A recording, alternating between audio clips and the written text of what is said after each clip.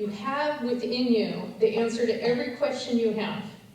Whether it's mundane, whether it's sublime, whether it's urgent, whether it's trivial, it is there. That is always with you. There's no way to ever be separate from the truth. And you have access to it. So every question you have, whether it's about money or health or relationship, or even if you have everything you need, but for some reason you still feel a discontent, that can be solved by knowing how to access your own answers and to listen to them and to follow them. So it's obvious in a way why this matters from a personal perspective, right?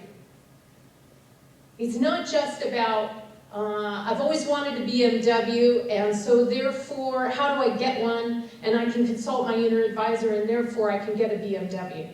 You could do that. If you want to do that, you could do that.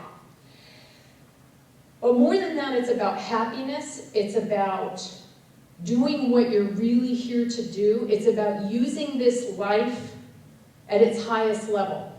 And I think sometimes we come to religious science or New Thought churches and we think, well, it's just all about us and it's all about me and what I want and feeling better. But it's more than that too.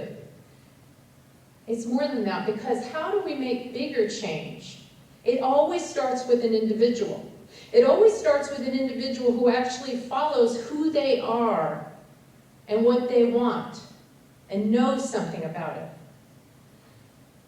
Ralph Waldo Emerson, who was one of the great thinkers of the 19th century and a big influence on the founder of this tradition, Ernest Holmes, wrote an essay that I absolutely love called Self-Reliance. And in that he says, "It is easy in the world to live after the world's opinion.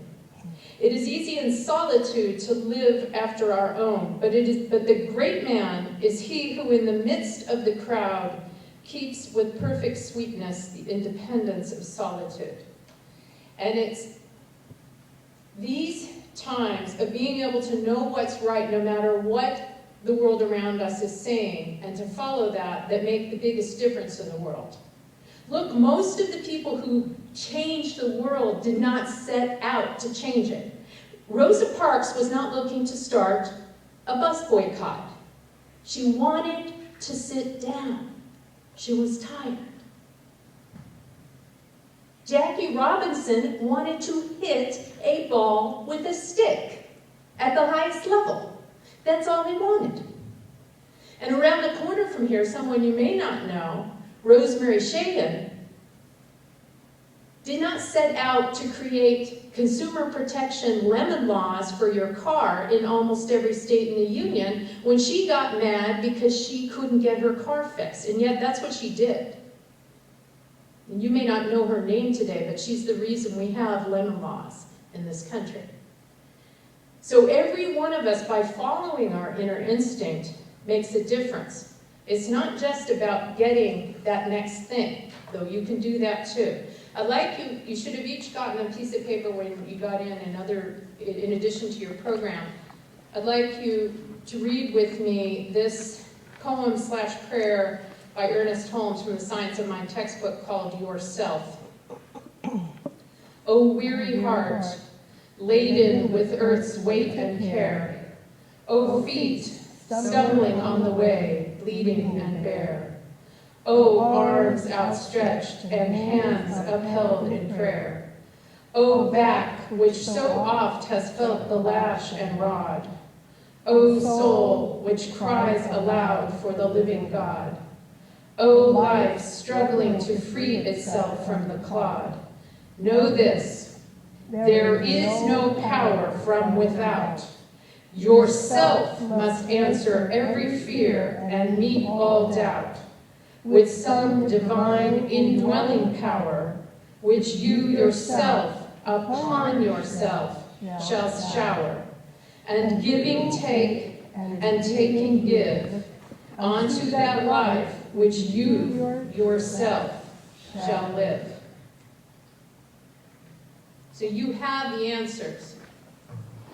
And I want to say this, it doesn't matter what you call the part of yourself that you consult. It matters, and it doesn't matter how you get it. It doesn't matter how you get that power or how you access that power. What matters is that you have it, you know it, you use it, and you follow it. That's what matters. So let me say that again. It doesn't matter what you call it. It matters that you have it, that you use it, that you follow it. So I have my own particular ways of naming and accessing my own inner truth. One of them was given to me by Susan Shumsky, who's listed on your sheet there, and a book that she's written several books, but a particular book that I read of hers called Divine Revelation inspired me in a meditation that she guided me through in Sacramento. She taught me to access a part of myself that she calls Holy Spirit that has answers. And I remember being so blown away when I discovered after the meditation a couple days later, I was sitting in a cafe waiting for a friend to join me for lunch, and my friend never showed. I was stood up. And suddenly the thought occurred to me that, was Holy Spirit still available? And so I checked, and this part of me that she called Holy Spirit was still available. And I had lunch with Holy Spirit, and it was a beautiful lunch. And I enjoyed it a lot more than I typically do. I'm a record fast eater. And I was filled with peace. So that's that classic, more spiritual way of naming the inner advisor, is to call it something like Holy Spirit. And you know, in this tradition, we know that spirit is all things, right? There's no place where spirit is not.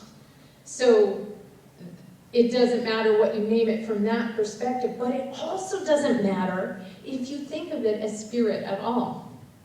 It doesn't matter if it doesn't have to have anything to do with God or anything that you call God. And I think sometimes, even those of us who think of ourselves as spiritual, have trouble thinking that we could access any part of the divine.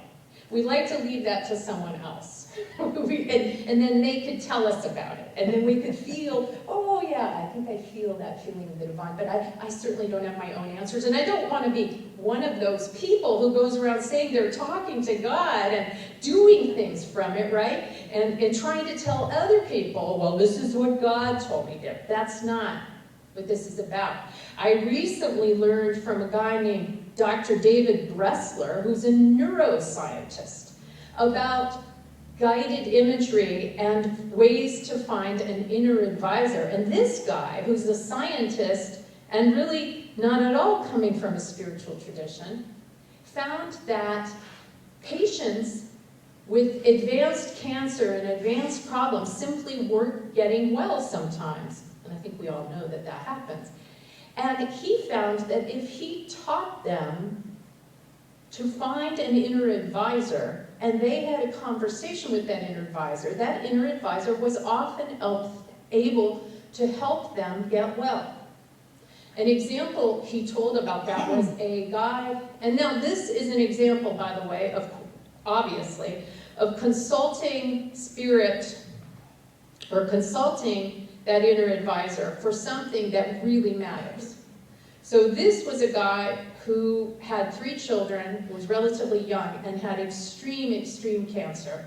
He was on chemo so much and doing so poorly that he was just hospitalized and on continuous chemo. And yet, the cancer was not shrinking. Nothing was happening with it. And finally, the surgeons and the oncologists that were dealing with him knew that David Bressler had had great luck with his hypnosis, or whatever he called it. They didn't really know. And they brought him in to help the guy find an inner advisor. I mean, they didn't call it that. They just said, do what you do with him. And he came